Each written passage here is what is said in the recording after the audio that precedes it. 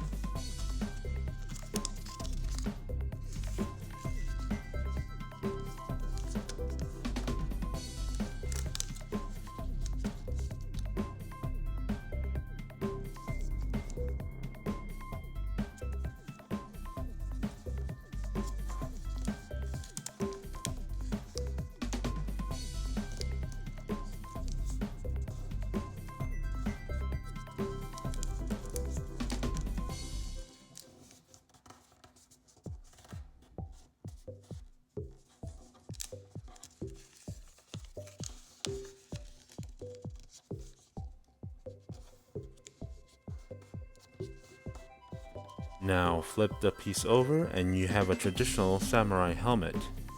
And we're done. Looks nice, right? Alright, see you next time.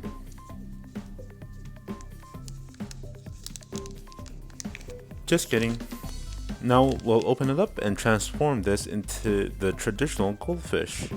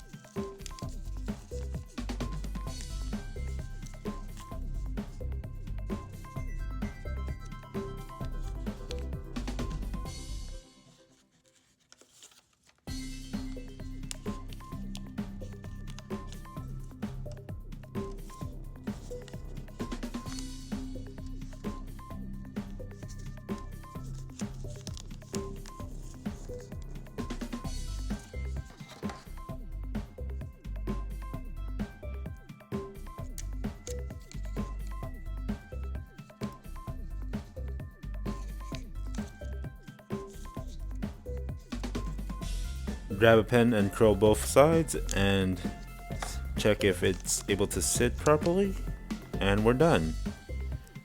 Now we have the traditional goldfish. If you liked the video, please like and subscribe. I'll be delivering more videos like this every single week. And once again, thank you for watching, and see you next time.